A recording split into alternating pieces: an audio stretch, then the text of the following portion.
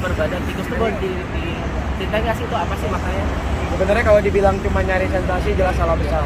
Jadi apapun yang kita visualisasikan, yang kita publikasikan kemarin itu sebenarnya bentuk kemarahan kita pada keseluruhan anggota Dewan Perwakilan Rakyat yang kita representasikan lewat ketuanya, Ibu Puan Maharani.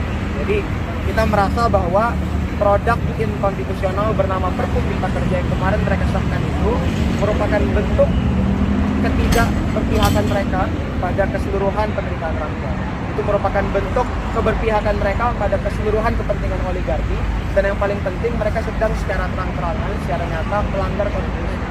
Jadi oleh karena itu kemarin kita memvisualisasikan Ibu Puan Maharani sebagai perwakilan dari anggota Dewan Perwakilan Rakyat yang menurut kami itu udah nggak pantas lagi menggunakan nama Dewan Perwakilan Rakyat. Makanya di video ditulis Dewan Perampok Rakyat. Karena bagi kami lebih pantas nama itu dibanding Dewan Perwakilan Rakyat. Karena seharusnya kalau memang mau menyandang nama Dewan Perwakilan Rakyat, wakililah suara-suara penderitaan rakyat. Wakililah penolakan-penolakan yang rakyat sering kali suarakan soal Perpu Cipta Kerja. Tapi kemarin mereka malah mengesahkan produk hukum inkonstitusional bernama Perpu Cipta Kerja yang jelas-jelas merampok hak-hak masyarakat, yang jelas-jelas mengganggu kesejahteraan rakyat, dan yang paling penting juga merugikan kelas menengah. Terus ini gimana nih?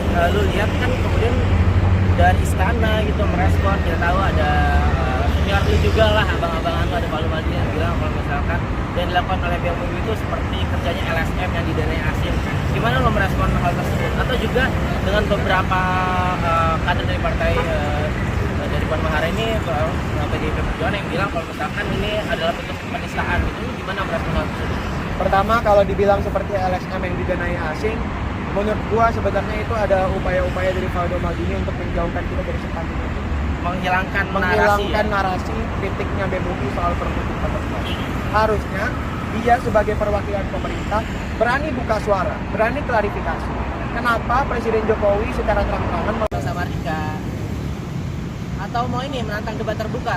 Ya kalau menurut gua Bang Valdo silahkan baca lagi lah. Kalau dibilang Perpu Cipta Kerja itu sudah sesuai prosedur, tidak melanggar konstitusi, bagaimana mungkin dia bisa nggak melanggar konstitusi kalau dia melanggar ketentuan pasal 22 Undang-Undang Dasar 1945? Bagaimana mungkin dia bisa sesuai prosedur pada pasal 22 Undang-Undang Dasar yang terbilang bahwa Perpu itu harus ditindaklanjuti dalam masa sidang berikutnya. Perpu terbit 30 Desember 2022. Disahkannya baru kemarin 21 Maret 2023. Padahal sehabis 30 Desember 2022 ketika Perpu Cipta Kerja sah, itu ada masa sidang selanjutnya dari tanggal 10 Januari sampai 16 Februari. Harusnya kalau memang sesuai prosedur, tindak lanjuti di situ. Antara dia ditolak sepenuhnya atau disetujui sepenuhnya. Kita tidak melihat hal tersebut ada tindak lanjutnya di DPR, sehingga dia udah jelas-jelas melanggar konstitusi. Dan kedua, dia tidak sesuai prosedur.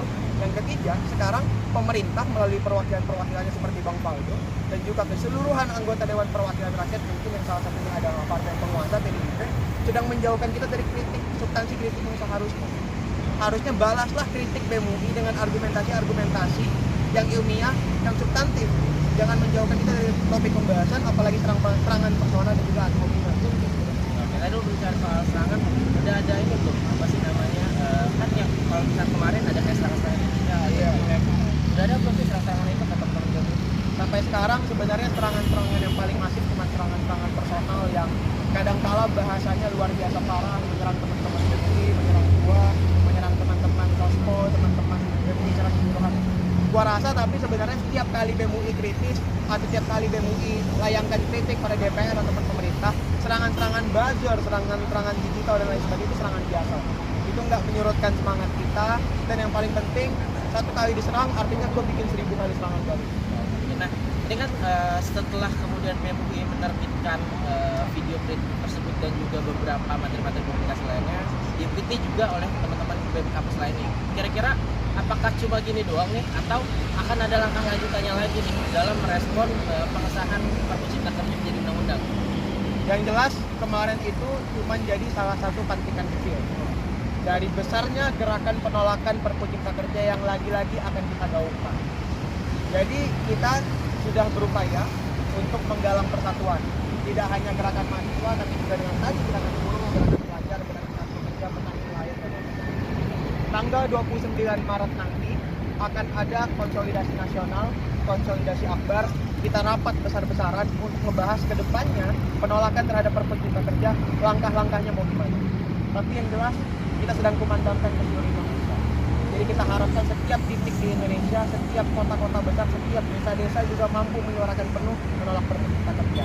Hari ini kita kabarkan ke teman-teman semua, tanggal 29 Maret 2023 nanti akan ada rapat konsolidasi nasional untuk kita membahas secara teknis gerakan penolakannya akan gimana. Tapi yang jelas ini warning lah buat pemerintah yang di DPR. Akan ada gerakan penolakan yang lebih besar, yang lebih masif, yang lebih menyala untuk menolak perpu. Jadi pertanyaan